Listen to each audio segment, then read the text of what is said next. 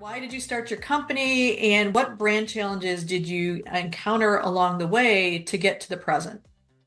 I started out on this journey to help women be stronger because it was such a health imperative as we get older. But what's been really hard is the work that I compass with the bridging technique and on looking at micro movements. That's been a piece of the branding, came from working with kids. Well, when you work with middle-aged adults and then you start working with kids, there's some brand confusion. Mm.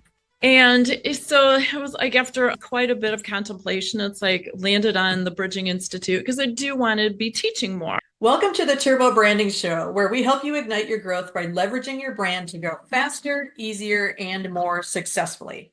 You'll discover insightful conversations from our powerful guests, founders, CEOs, and advisors for thriving businesses who are sharing how they have successfully built strong brands to help you expand and grow.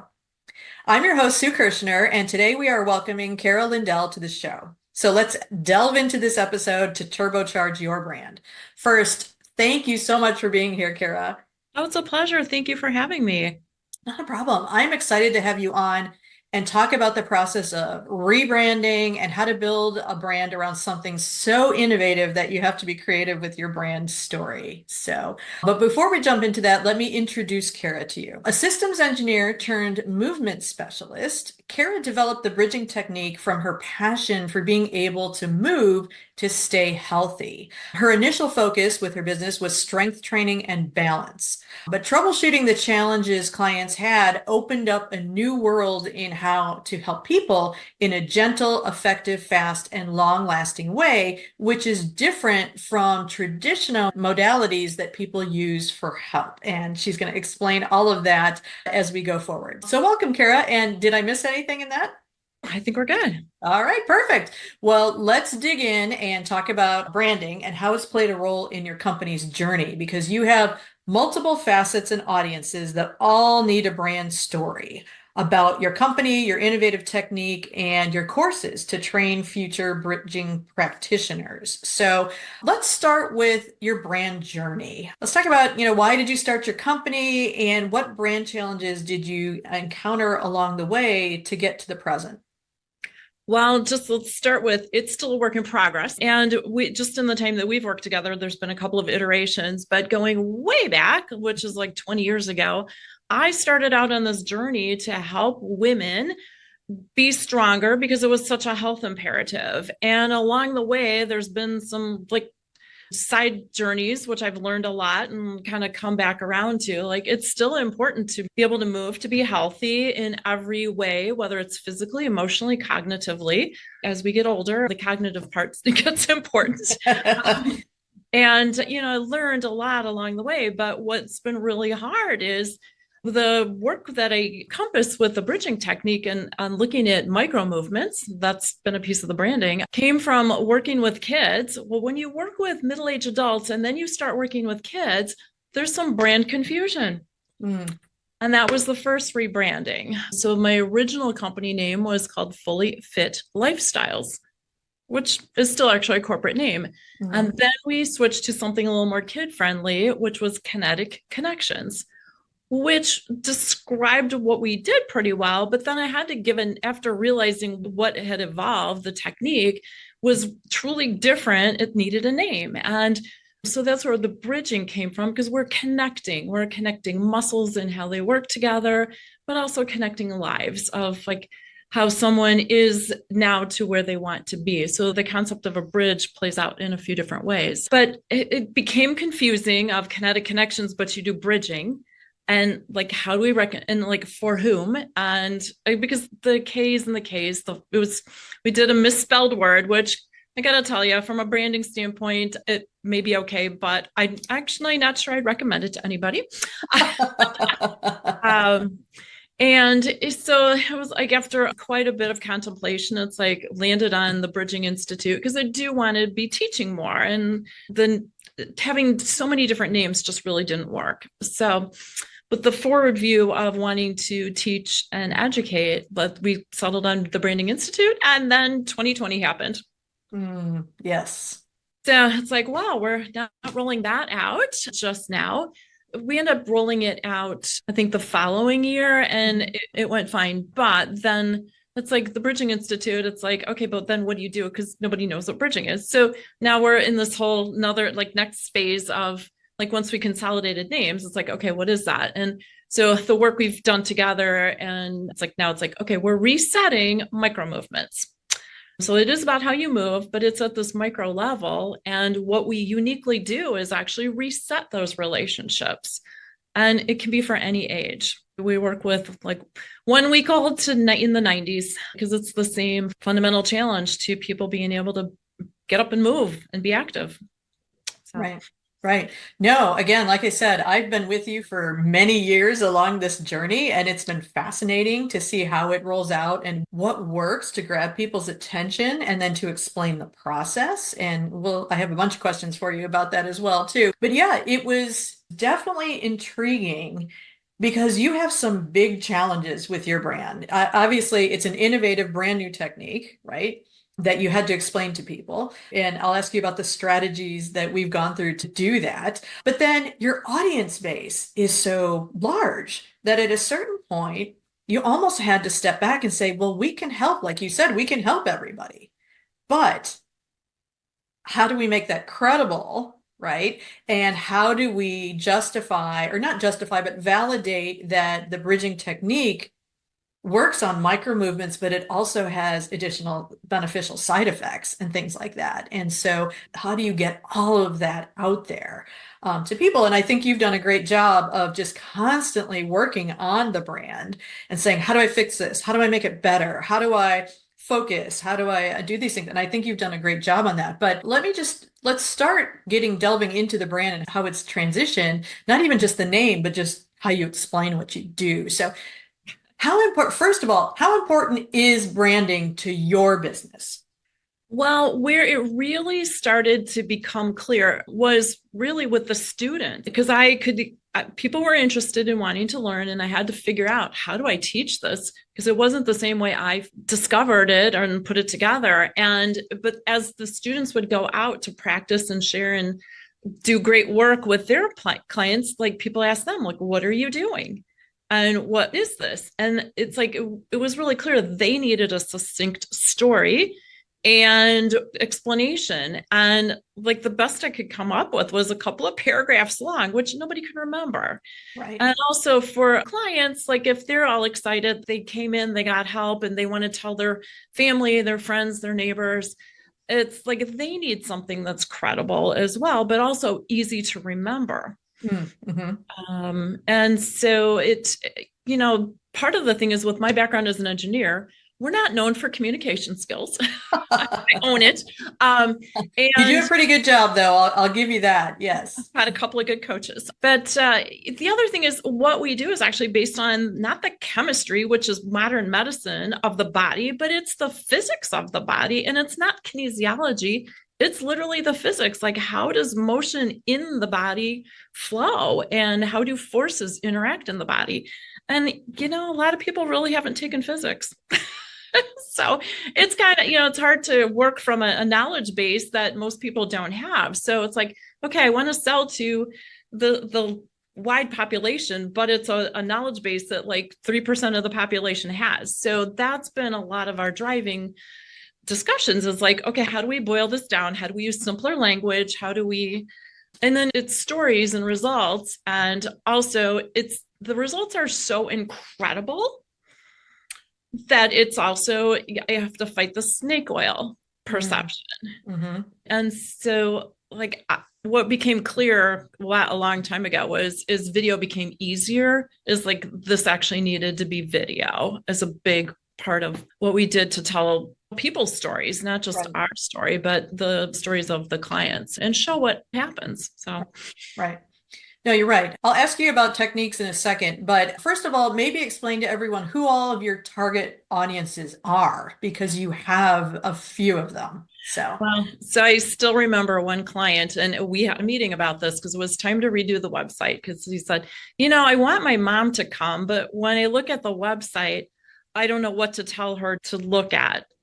And it became clear that, we needed to break down the audience in a different way because we kind of had segmented it by different periods of life, but that's like who you are, not why you are coming in. Right. And so now if you look at our website, which I'm assuming the link will be in the show. Oh, No, absolutely. okay. That it's like, what do you need help with? And so that's how our website is set up now. Most of the people who come to see us, because they do need to break with kind of traditional ways of approaching their problems, they're actually in pain. They haven't given up, but they've tried a lot of things and they're still willing to try one more thing. Mm-hmm. So that's one of the people that come to us. And that actually could be any age. You think Right. of somebody in pain of being like 30, 50, 70, but we've met a lot of kids who are in pain too.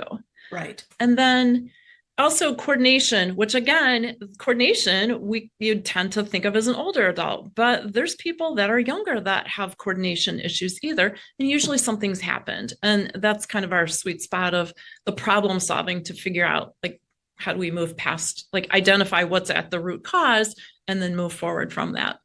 Right. And then the third piece is like, well, did it ever actually go together correctly in the first place? And that's our early development, which you assume is going to be kids and little kids. And it is, but it's also other people, which is why at 50, something isn't, you broke your arm and things are just not going back together the way they should. And it's because of something when you were little. Right.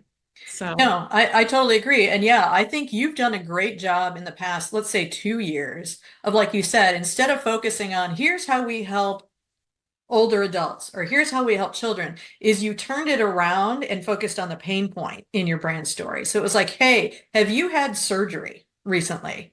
These are the ways, and then you clearly explain in your marketing and your newsletters and things like that. These are the ways surgery messes your body up, even parts of your body that you didn't get surgery on. And you go through that. So then now people can see themselves in the stories that you're talking about. Or are you getting ready to run a marathon? Are you feeling like your gait is off or something like that? Now suddenly you can, have people see, oh yeah, that's me. That's me. Okay, well then let me talk to the Bridging Institute to see how you could help me. Or my child is playing sports and we're worried about, kind of getting them ready when their season starts again. And how do we kind of like, reset their body to be ready for the activity that's coming up?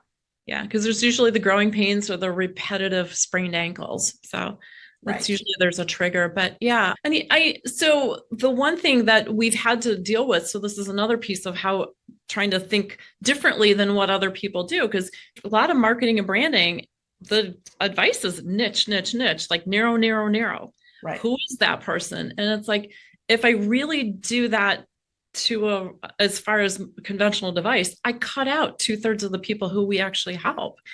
And so how do you stay at this level where you can catch a wider bunch, but still be detailed, like Right. to connect personally with somebody? Right. And I think over time, like we said, some of the messaging we worked on way back at the beginning was through analogies, right? Mhm. Because it was hard to describe exactly what the bridging technique did and things like that. So there were times where we were talking about, oh, it's like an auto mechanic, right? Working on a car and doing a tune-up and getting it, working back together. Then there were other, analogies that we used going forward. We actually even used, because it was so innovative, we had to brand against something that people knew because they didn't understand this. So there were points where it was like, well, it's not chiropractic, or it's not physical therapy, or it's not this. However, it can augment all of those other modalities and things like that if you can get micro movements reset and things like that. So how do you feel?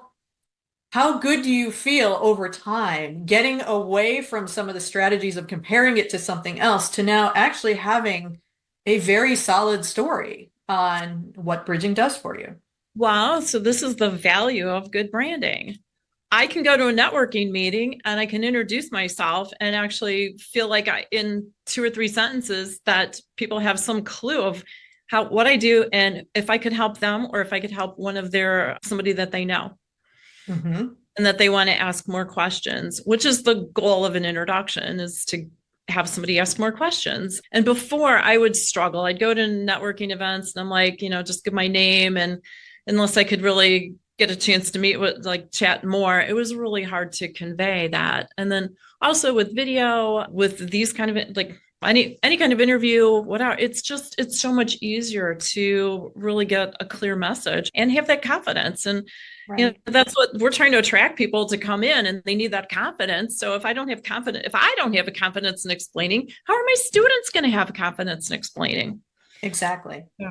Exactly. I So like to hope it's going to be contagious. yeah, exactly. Well, one of the things that I absolutely admire about you, or I shouldn't say one, two of the things I absolutely admire about you is consistency. And I'm going to ask you about, to fellow business owners, maybe explain how you stay so consistent with your marketing because you put a newsletter out every single week and you've got a video out on your YouTube channel every single week. And it's just amazing how you stick with these marketing initiatives and things like that. So part of that is maybe if you can talk a little bit about how do you stay consistent, but then the other part is you are so driven by metrics and data, which is awesome and amazing. And whether that's your engineering background or it's just you, but it's one of those things where maybe you could talk a little bit too about, well, what data is most helpful to you? What actually helps you figure out, oh, my target market shifted, or oh, these types of topics are resonating better, or things like that when it comes to your branding and your marketing. Well, one of the key things, we can all be inundated by data. Mhm. And over time, it's really gotten down to what are the key things to just kind of keep a pulse on.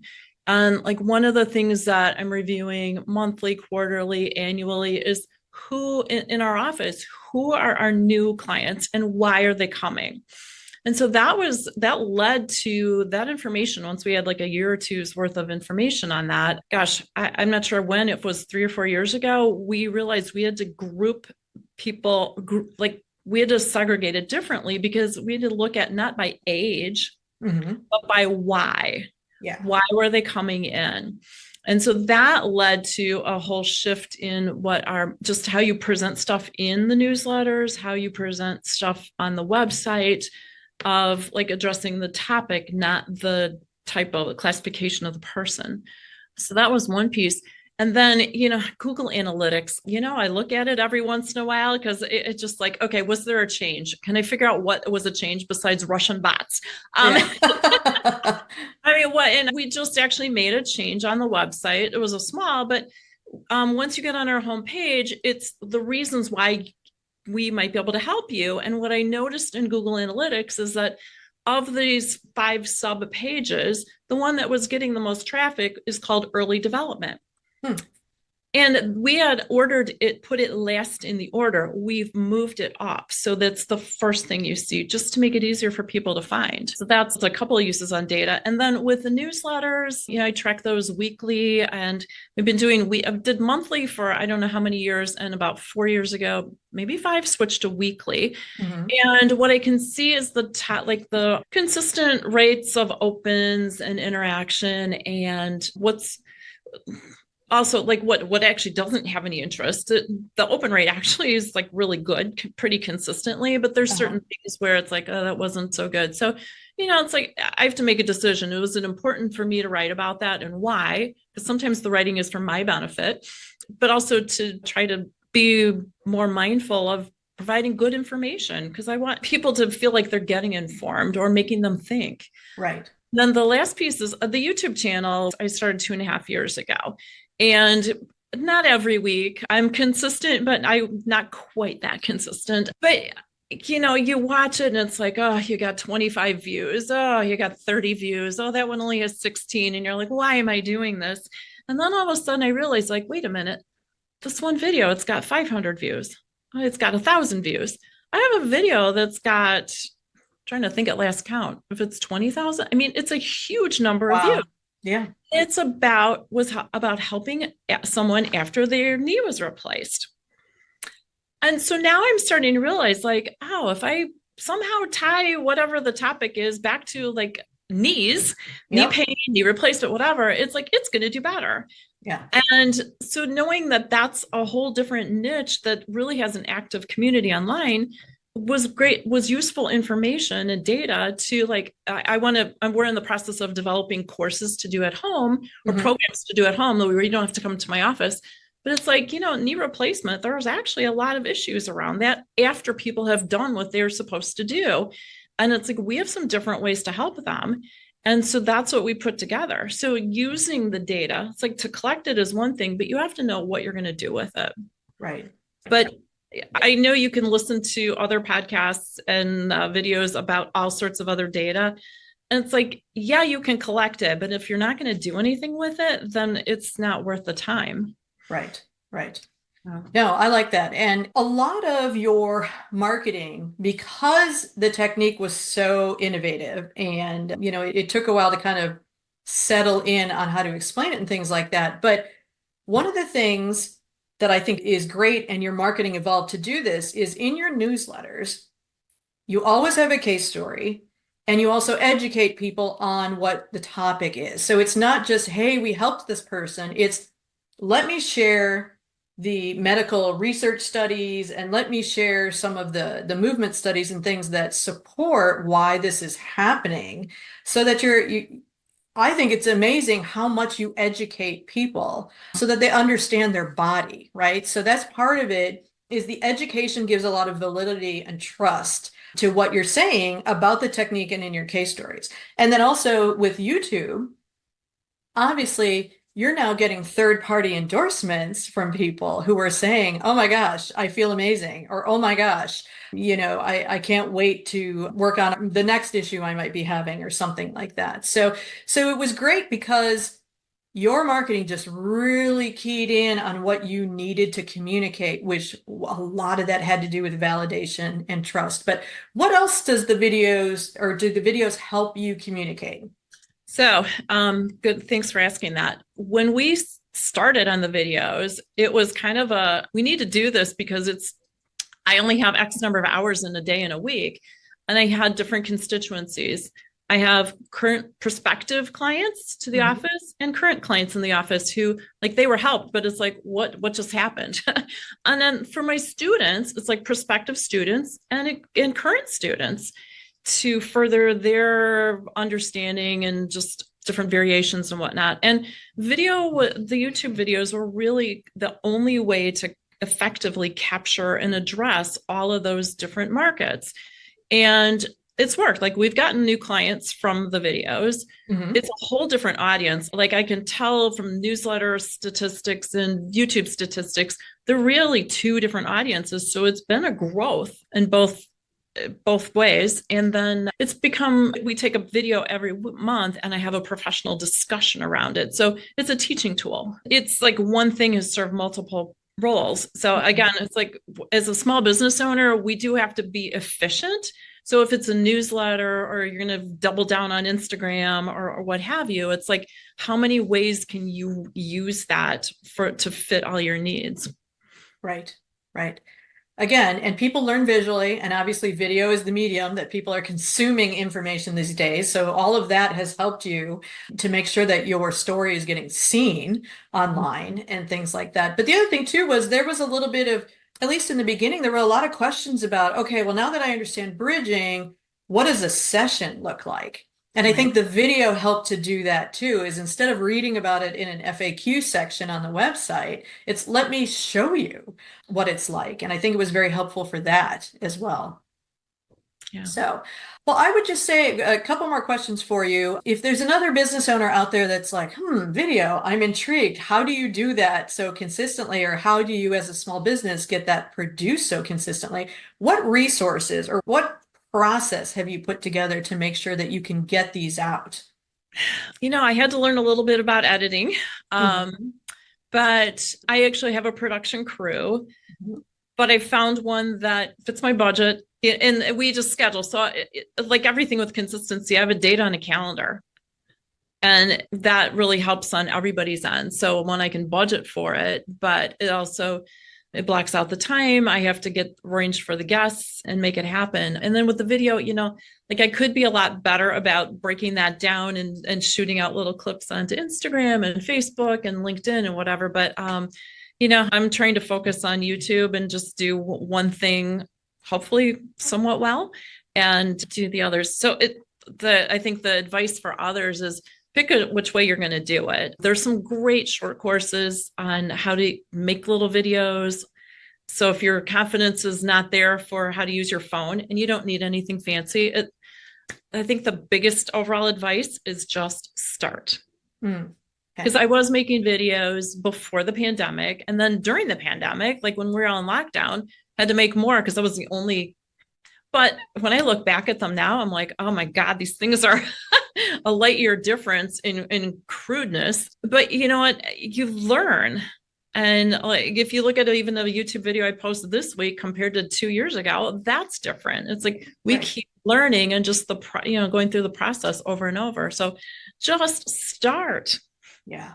Yeah. Yeah. No, I agree with you 100%. Yeah. I would even say with my podcast here, the first episode I recorded is absolutely different from, how I'm approaching it now and things like that. So, but you mentioned your branding journey, it's a work in progress and the branding journey is not 100% over. What challenges do you still feel you need to work on, or what results are you looking for that you think the brand can still continue to help you grow with? So now where I'm at, like I want to start speaking on a larger platform, like conferences nationally. I need a story that transcends to the professional environment. And so it's not redoing it, it's tweaking it. And then for students, it's how do I boil the next, like we're resetting micro movements. Great. That's the like smallest essence of what I can get to. But for the students, like what's the next talking points for them? Because they need like 3 tiers of talking points. So it's like how to take that brand story and like give a succinct version of my story, because they all need to say like, oh, and the founder or the person who developed it, I can talk about myself, but I need the story for them to repeat. And so I'm aware that I need these additional elements now that we've got the middle thing pretty solid, I think. Mm-hmm. Yeah. Uh, Yeah, I think you're definitely in a legacy mode where it's one of those things where you've built the business up, you validate it, you've built a nice customer base and figured out a way to get referrals and help people talk about what bridging does and things like that. And now you want more people to be able to offer it, right? It's kind of a legacy thing. So, no, I appreciate that. Maybe just and who are the students that come to your courses, or who do you want to attract? That's who I've been actually working on defining. Like that's been a process that we've been working on. So it's like you go back to these basics. So if any of your other podcast episodes have been talking about like, you got to start at the basics. Like for my students, I had to go back and start at the basics. Like who is it? What are they? Why? What do they value from it? And all like interview the current students, like go, yeah, but it was a great learning experience. And now it's like, I'm looking for the professional who's generally in the movement and therapy kind of world of things, but who really wants to be able to help people in a better way than what they've been able to, and actually have them be able to do more in their lives rather than just keep them at the same level to like level up. So, Right. Yeah. Yeah. I mean, we've talked about it. Bridging is an amazing tool to have in their toolkit to right. help whoever they're helping as their clients, patients, whatever. And that So, was their language. So what I learned is part of the brand story isn't my language, it's what the language is everybody else learns, so mhm. or uses. Because sometimes the words I use are not what resonates with them. And so it's like giving up of that of my language and using their language. Was important. Yeah, that was a key insight. So, all right. Well, this has been awesome. Thank you so much, Kara, for explaining all of that. I have one last question for you. I love to highlight and give a shout out to organizations, companies who are doing a really good job branding, especially small and mid-sized companies. So, is there someone that you would like to give a shout out to because you think they do a really good job at building their brand? Oh, let me think.